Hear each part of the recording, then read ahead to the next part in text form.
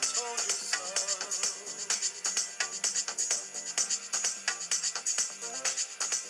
And if I ever hurt you,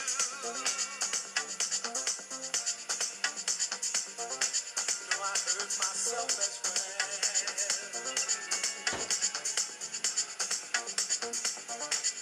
Is that any way for a man to carry on? Do you think I want my loved one gone? Said I love you.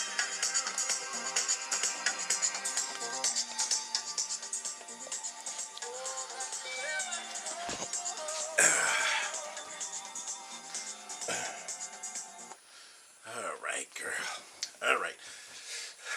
My beloved girlie, who daddy loves more than his life. I love you more than I love my very own self. And your presence has definitely forever changed my life. The name I'm going to call this video, we're going to call this Logic versus Emotion.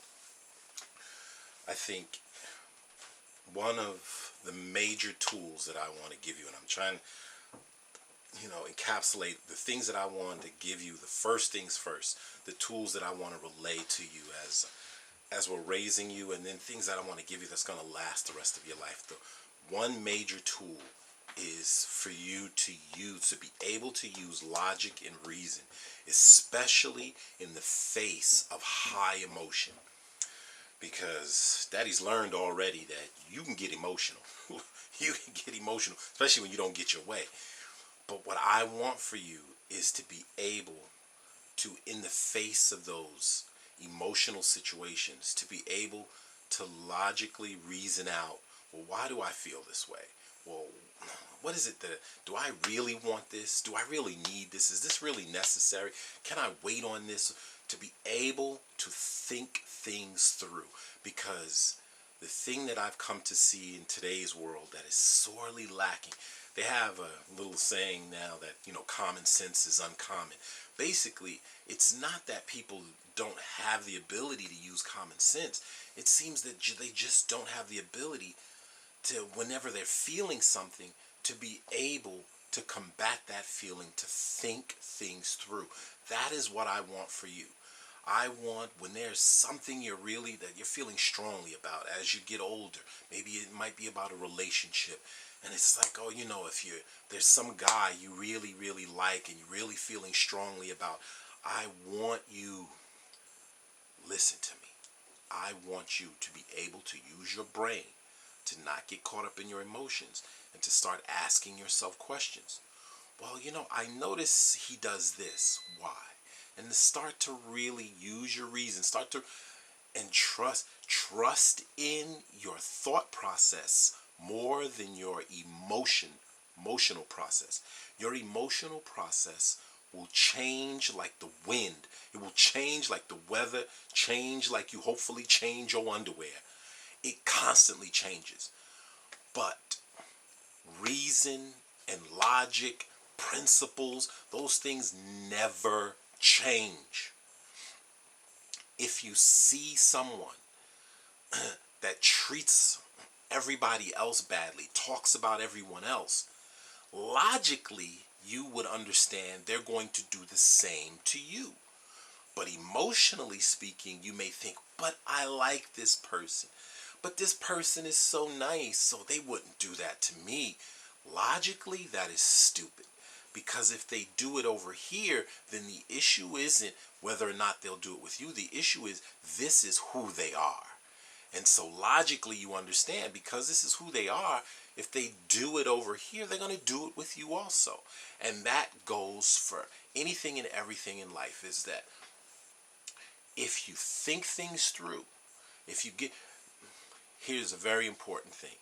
Never ever let anybody, any circumstance, any situation, or any person or group of people ever put pressure on you that you have to do something now. Oh, you got to buy this now, or you really need this now. No, you don't. No, you don't. No, you don't. No, you don't. What you need to do is to, okay, let me think about it. If they or whatever the situation will not give you the opportunity to think about it, say peace. Say, you know what? I I appreciate your offer, or I appreciate what you're offering me, but you know what? It's not for me. If they cannot give you the opportunity to think it through, then there's something wrong.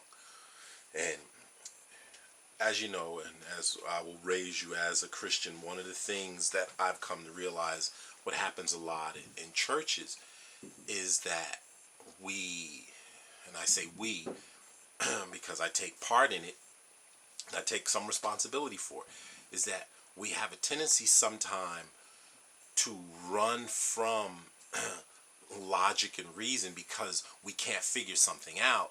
So it's just easy to find the scripture. It's easy to use some reason to agree with how we're feeling. Never use your logic and your reason to prove out, or I should say, to try and and go in line with what you're feeling. No, you use your logic and reason to investigate what you're feeling, to try and get to the root of it, to figure it out, not to try and prove it, because if you're going to try and prove it, then you're going to skew things so that it'll come to the conclusion you want. And that's what I find is going on, what you see so much today. You see it in what's supposed to be intellectual societies. Now, and I'll give you an example. Daddy really enjoys biology. I enjoy the sciences.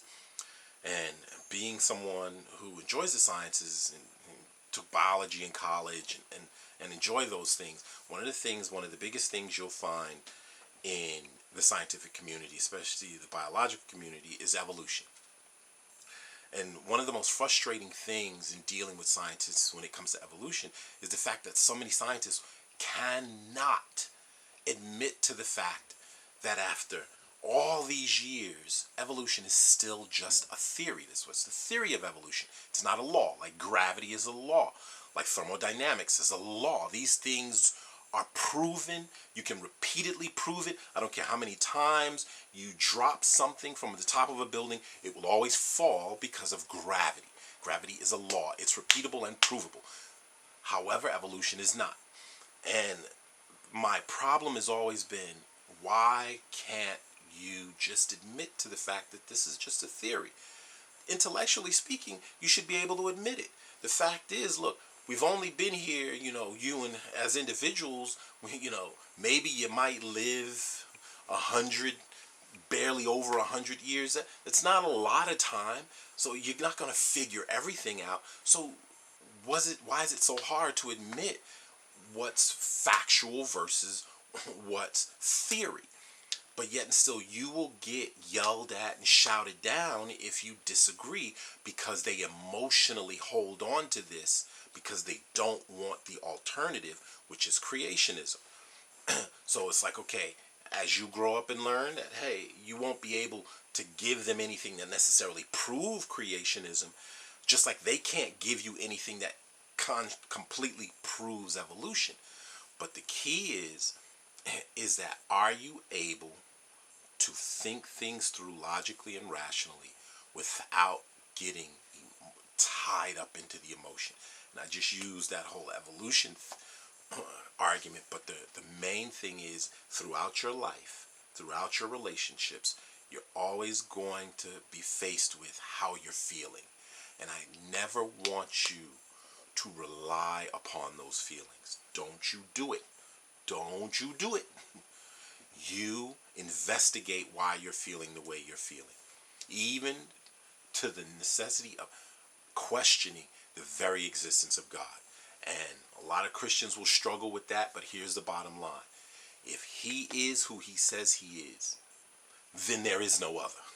And you can investigate all you want, you're going to come to one conclusion. He is who he says he is. So therefore, why